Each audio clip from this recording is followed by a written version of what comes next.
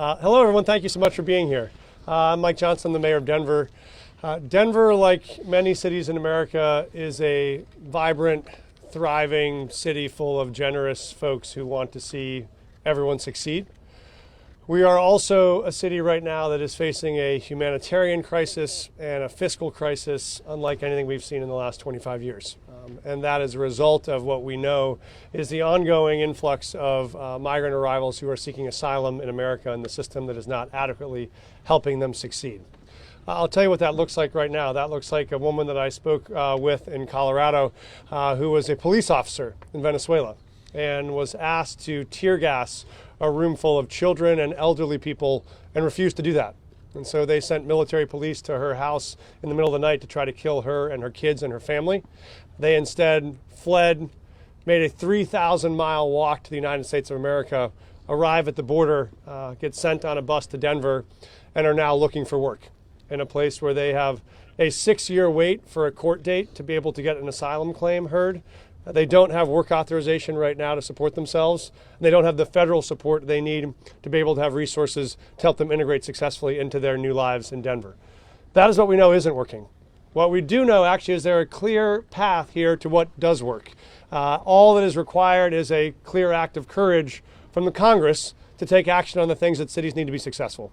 And that is for us, work authorization so that folks arrive in the United States and arrive in Denver with the ability to do what they want to do, which is to work to support themselves and their families. It means federal resources to make sure we can help support that integration and welcome and support. And it means a coordinated plan for entry so that we have cities and states across the country that can all do our part to help this be a successful arrival for both new migrants and for cities, rather than one that is haphazardly run by the governor of one state deciding where folks should arrive. And so what gives us hope is that we know this problem is solvable. And we believe that our cities have the residents and the businesses who want to see it be successful. We need the help of Congress to be able to deliver on that success, not just for the migrants that are facing the humanitarian crisis, but for our cities that are facing a fiscal crisis. Without some intervention or support, the city of Denver is looking at a $180 million budget in 2024 to meet the needs of the folks that are arriving in our cities in cold like this. We are not willing to let folks be homeless on the streets of our city with kids in tents in 10-degree weather, but without some support, that $180 million would look like a 10% cut of our entire budget across the city. That's both not sustainable for our city, it's not sustainable for our newcomers, it's not sustainable for our taxpayers. And so that is why we are delighted to be here today with our delegation who has worked so hard to support us on making sure that we can get bipartisan support out of Congress to take on this challenge and we think deliver a humanitarian solution that would give us the right to work, federal support, and a coordinated plan for entry. And with that, we know the citizens of Denver can do their part to welcome our folks that are new arrivals. So with that, I would be delighted to introduce and hand it over to a man who knows exactly what it means to run the city of Denver and to help run the city of Washington, D.C., Mayor, Governor, Senator John Hickenlooper. And that doesn't include Denver Health, the number. That's correct. That does not include Denver Health. So, and I'll be very brief, mayors know what it takes. And we've seen this again and again. They are the front line in so many crises. Look at what happened in COVID, but with immigration, they're right back on that front line. And once again, they are creating the solutions and really looking at the structures, working together. Mayor Johnston has been talking to mayors in other interior cities, saying that we recognize we all have to share responsibility and share the burden. But we got to work together and make sure we have a system. And as he just described, that system is not a mystery. We know what we need. We need the resources to do it. And we have to make sure that any final compromise around the border negotiations taking place right now includes the resources to deliver that structure that every city in this country needs. And I think he's made a great first step here. The guy's been mayor less than half a year, and he's already leading mayors around the country and making sure that they're orchestrating their efforts so they can get the best results. And I think ultimately we see that we need comprehensive immigration reform, but in the process of working towards that, we have to take care of the people that have come here and make sure that they are housed and fed humanely, that there is a process that can address the specifics of their issues and resolve them much more rapidly than what we've been doing. And with that, can I turn it over to Senator Bennett? You sure can. So my younger but more experienced mentor in the United States, Senator Michael Bennett. Thank you for that excellent introduction. Go do what you need to do. Yeah. Okay. Hey, John. John, let me mentor you by telling you that way you won't run into the snow when you walk. There. Just to make you look good, I'll follow exactly. See, there was good. It was not a mandate. It was a suggestion. But I want to thank my colleague, Senator Hickenlooper, the former mayor of Denver, former governor, for being here today, and thank you, Mayor Johnston, for being here today to raise the concerns of all of our constituents and to be joined by these members of Congress as well. Brittany Pedersen and Jason Crow is an enormous delight for me, anyway, personally. It will be brief, but I think you heard from the mayor the issues that Denver is facing. Denver is not seeking to make this somebody else's problem or somebody else's issue. The citizens of Denver are stepping up to our responsibility as citizens of this great country, but they are not in charge of the immigration policy in the United States. Nor, should I say, is the Denver Public Schools. One of the interesting things about this combination of people is you got a current mayor, a former mayor, and a former superintendent of Denver Public Schools, who now has thousands of additional students as a result of the broken immigration system that we have, and is having to come out of pocket in order to deal with that. The city of Carbondale on the western slope of Colorado, where they worked very hard to house the immigrants that had come there, but have said we don't have room in our budget to be able to deal with this on our own. And we need to step up. There's a reason why the Constitution of the United States assigns this responsibility, that is the responsibility of immigration, not to one city or not to one state or not to competing states or not to people with competing political agendas in the states, but to the United States of America. Immigration is the responsibility of the federal government. And this is one of those cases where we can't just fail, blame each other, as we often do, walk away and say it's someone else's responsibility. This is our responsibility. I believe very strongly that the United States has the obligation to continue our funding to Ukraine. I think that they are in a fight not just for Ukraine, but a fight for democracy. They've done everything anybody could have asked them to do over the last 2 years. It would be tragic for this country to turn our back on this. I would not have said this was the moment to talk about immigration policy. I think Ukraine has earned our continued support. But colleagues of mine have raised this issue, and the consequences of our broken system have now become clear across the country as well. So I think it's up to us to make sure we come together to do the immigration part of this. Nobody in Colorado wants transnational gangs running the immigration system for the United States. We should be running our immigration system. And as we think about the funding that we need to attach as part of this, in addition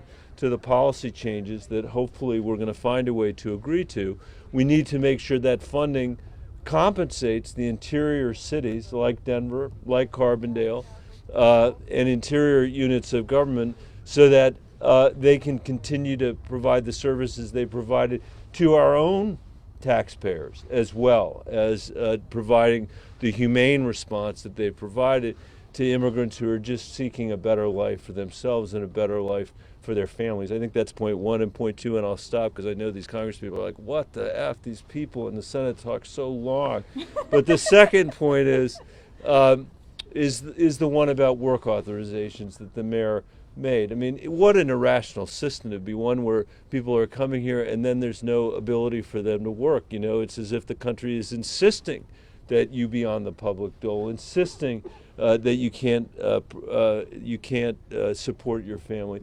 That's not the situation Denver wants. It's not the situation Colorado wants.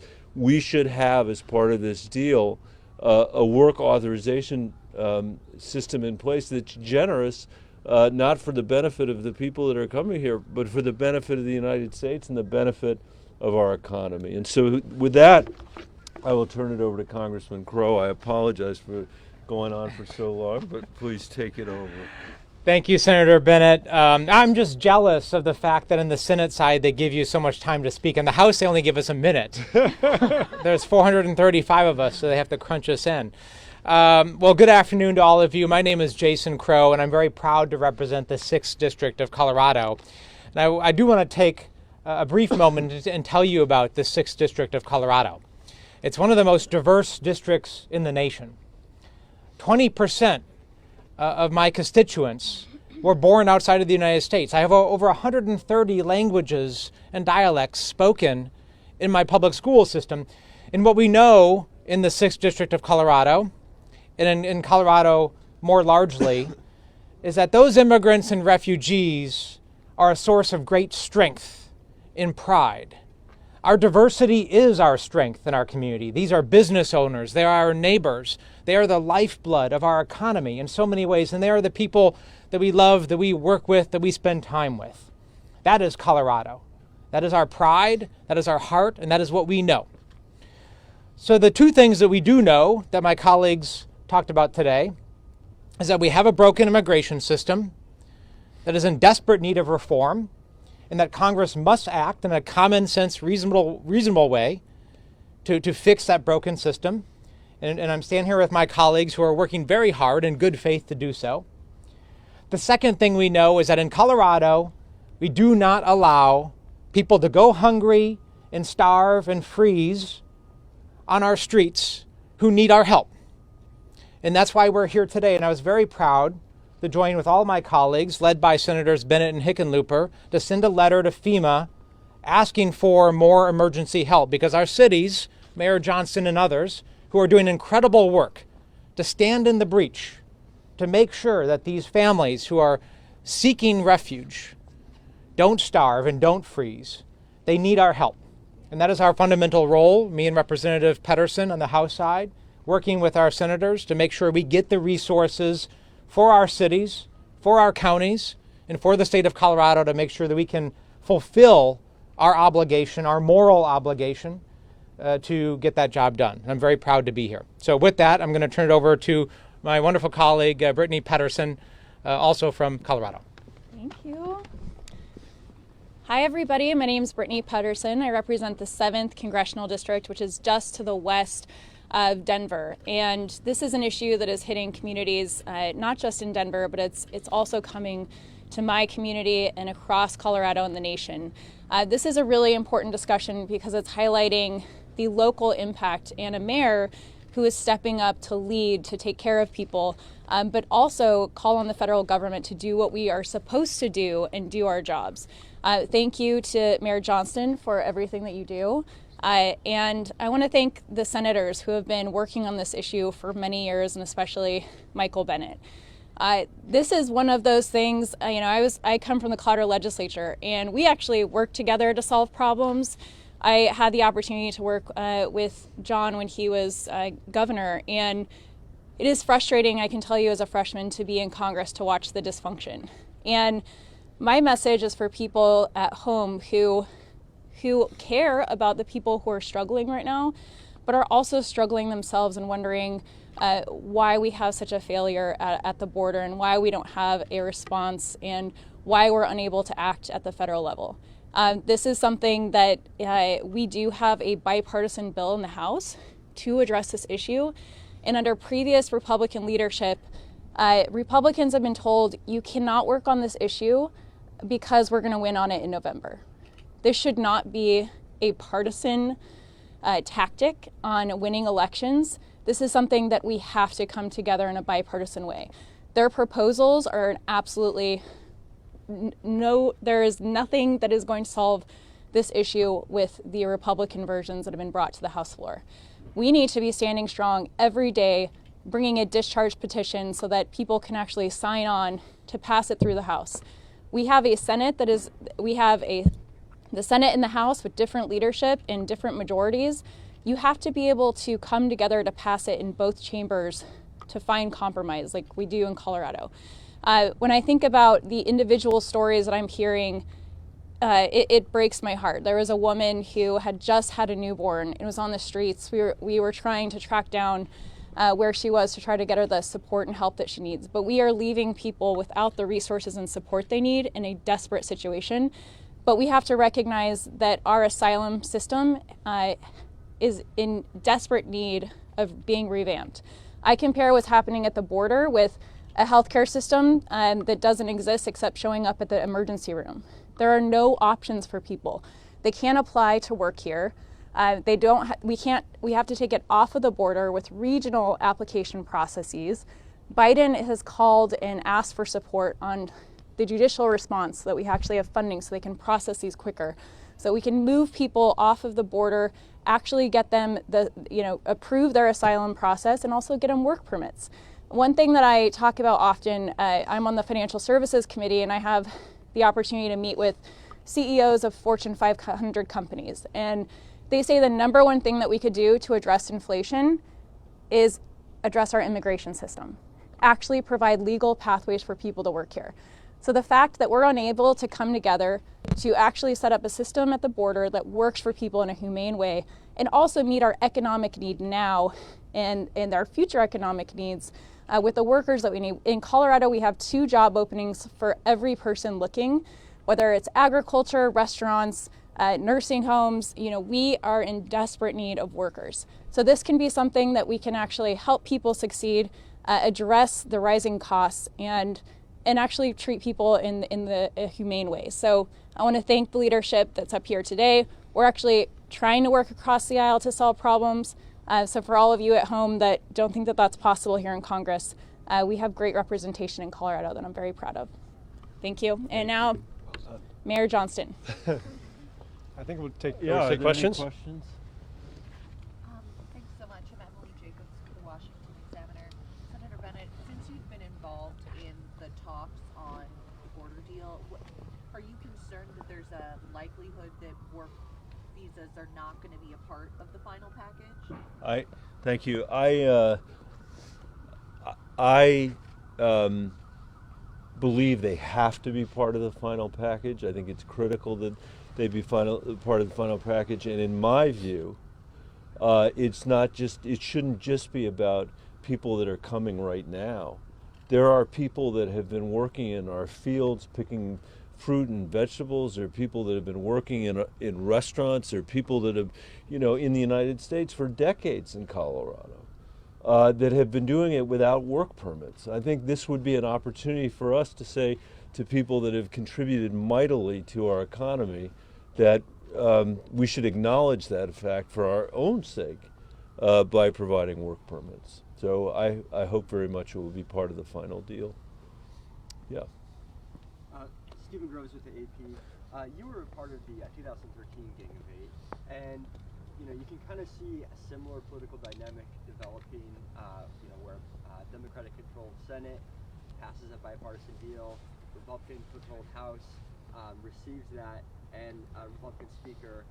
It's very questionable if they'll bring it to the floor. Are you worried about that dynamic in terms of getting something finally passed, and what do you think is causing that? I'm deeply worried about that. I think 2013 actually is quite instructive. And we passed a bill here that would have solved a lot of the nation's problems. It had a pathway to citizenship for the 11 million people. It had the most progressive DREAM Act that had ever been written. It had $40 billion of border security. People forget that, but that's far more money than Donald Trump ever spent, on his wall. But it was 21st century technology that would have allowed us to see every inch of the border. It had broad bipartisan support here, and had it gone over, got directionally challenged, had it gone over there and had the House been able to work its will on that legislation, it would have passed. And the challenges that we're facing today, we wouldn't be challenged by. The economic benefits we would have from immigration, I think, would be extraordinary. And the reason it didn't pass the House is it never had a vote in the House, and the Tea Party, the so-called Freedom Caucus, had the opportunity to just veto the legislation. And what I would say to the Speaker is, please don't do that.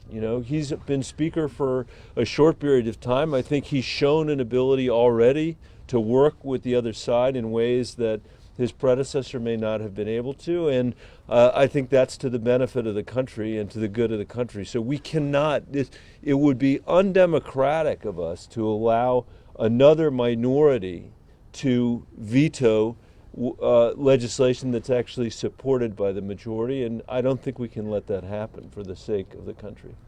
Can I comment on the House? Sure. I'm going to comment on the House dynamics here because they're pretty simple, but they're pretty challenging, right? And I'm not going to say anything that many of you don't know, but the simple fact of the matter is you have a small number of largely House Freedom Caucus members that are holding the entire House of Representatives hostage. And this is largely a consequence of the rules package that was negotiated at the beginning of this Congress by then Speaker McCarthy to become the Speaker, that allows any one member to call a motion to vacate to oust the Speaker. And with a very large, very small majority, that gives this group, frankly, of legislative terrorists, I call them, the ability to hold the entire body hostage. When a vast majority of common sense, reasonable people on both sides want to fix this. So what I think we need to do, because there's two important things here. We have the future of the free world riding on our support for Ukraine, and I'm not hyperbolic in saying that. Our national security, the security of the world, rests on our ability to go the distance and to support our brothers and sisters in Ukraine to fight and win. And our ability to address one of the most deeply intractable policy problems and crises we have faced for a very long time in our border and immigration system. So we can fix two of these if we have political courage and if we're willing to make a deal. And I think we can go to Speaker Johnson and say, you know, we understand the challenges that you're facing, but let's come together, let's see what we can do to provide some buffer to you to make a deal and maybe some element of protection to get this done, because if we do, it could be incredible for our country in a very positive way. Caitlin? I'm Caitlin Kim, Colorado Public Radio. This is a question for all of you. I'm just curious, just sort of given the numbers that you're seeing in Denver, in Colorado in general, and states across the nation, has this sort of challenged how you guys view immigration at all, just given the resources it's been taking at the state and local level? I think for us it has not challenged how we think about immigration. In fact, it's underscored the power of the positive impact it can have. There's a recent study in Denver that showed that these new arrivals could have a $1.8 billion net positive impact on our economy in the state if they are allowed to work. And as Representative Peterson was saying so powerfully, I have two types of conversations almost every day. One is I talk to migrants who say to me, Mr. Mayor, I don't need any support, any public charity. All I want is the right to work. And at the same time, I get calls every day from employers who say, Mike, I got all these open jobs. Why can I not fill them with the folks that have just arrived? And so what we see is people here who want to work, people here who want to hire them, and a federal government who stood in the way of our ability to let those people go to work for the people that want to hire them. And so we know there's demand. And I talked to mayors from cities around the country this morning who have huge labor shortages and want workers, declining enrollment cities who want to add population to people that can work. And so we think this shows the natural need of a growing economy to have a base of immigrants who come and help build this country. We just think that the challenge is the federal system that doesn't allow them to do what they would like to do. So we think the net positive is dramatically outweighs the net negative. But the problem is the current system, if you require the government, city or state or federal, to bear the public cost of supporting people who want to work but can't, that then drives a cost without a benefit. And so we think this is the system that least helps them succeed and us succeed, but it's quite clear from where we're standing, there's a system that actually helps them succeed and us succeed dramatically. Can I? Brittany, Please. do you want Is that okay? Yeah, jump in. Sue? Thanks for the question. I think for me, I want to recognize that a lot of people at home, even if they might be persuaded by the fact that we have a need to fill these jobs, a need to address our failed immigration system, they want to know that there's a process in place and they see chaos. And I just want to recognize, because of decades of failure of inaction, that lots of people are showing up from different backgrounds and different needs at the border because we create no other opportunities. So I think that the American public want to know that we have a safe border, that we're investing in those technologies, that we have a process in place that's triggered by economic need, and that we're only taking in people who are actually qualified based under our asylum laws to come into the system, and that it's happening quickly. So I think that we can come together in a humane way and also recognize what is happening right now is not working. You want to add anything? You know, I would just add that I think that that the worst thing that could happen would be that the chaos at the border creates a politics in the United States that's anti-immigrant. That would be a terrible outcome, you know, and I think you're hearing from all of us, absolutely not. This has not changed the way we think about immigration. What it has confirmed is that having a broken immigration system is not in the interest of the United States of America. When you think about the fact that you look at our economic growth as a nation over the last 100 years or so, we've had on average 3% every year. 2% of that has been organic. 1% of that has been immigration. Jason's district would look completely different in terms of its economy if we didn't have immigration. Our state would as well, our country would as well, but we need, as Brittany said, a system that actually works. And by the way, to come back to the last question again, Speaker Boehner, for whom I had a lot of respect, he wrote in his book that the biggest regret he had as Speaker was not allowing that immigration bill to get to the floor. And I think it's because he understands the seriousness of it. And in the end, the importance of our solving this very difficult political problem, that hasn't changed. And that's another reason why I hope we don't repeat 2013. Last question.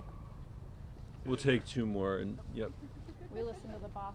Senator, on the just briefly on the CR, in terms of funding for Ukraine, do you plan to put a hold on the CR because the funding for Ukraine is not in there, or is the commitment from Senator Schumer enough to allow you to let that move forward later today? The commitment is enough. I mean, I think we've made some progress in terms of the negotiation. I'm glad that when we left, Speaker McConnell, Leader McConnell and Leader Schumer issued another statement together talking about how important this was because of the hold that we had put on the FAA back then. So I'm going to continue to use all means that are available to me to make sure that we continue to narrow the field, that we get to an agreement, and in the end that we fund Ukraine. We cannot fail on this. We cannot fail on this. But I think we all should keep working over the weekend to try to get it done. Yes. Senator Theo Meyer with the Washington Post. The mayor has mentioned two other things that he is seeking. One, money from the federal government to help cover this cost, and two, some sort of plan to keep, Governor Abbott from just busing, migrants straight for Denver, some sort of more comprehensive plan. Do you expect either of those elements to be included in a potential border Ukraine deal? I think that the first issue I think would be critical. I mean, the Biden administration put $14 billion on the table. That's more money than was included in the supplemental, or has been included in the supplemental for Israel. It is a substantial amount of money. And some of that is going to have to go to interior cities like Denver and Chicago and New York. This is going to be a difficult negotiation because the border communities obviously are also in need of resources, and I want to support what they're looking for as well. We're all going to have some share of that $14 billion. I think the second part, I hope, will largely solve itself. Governor Abbott, let me say it this way. I think that if we have a national immigration policy in place, and the states and cities are not left to have to solve these issues on their own, and we have a rational system in place, I would expect that to relieve the burden in ways across the country that can allow us to get back to solving the other issues that we need to solve, including health care and education, all the other things that the people we work for expect us to be working on. Can I just Sure. add one point to that? Yep. So I think the two most important things for us are, one, federal resources, and the second are work authorization. I met with a group of cities this morning. It's clear if folks arrive in this country with work authorization and with federal resources, we as a group of cities can determine how to help allocate them and get them to places where jobs exist and are needed. That part I believe we can figure out even without federal help. If we can get work authorization and resources, the rest I do believe the cities can take care of. Thank you, everybody. Let the record reflect that it was the Colorado delegation that was out here at whatever temperature it is today in the snow doing this. This is like spring break for us, so we're good. Exactly. See ya. Thanks for you. having us. Thanks.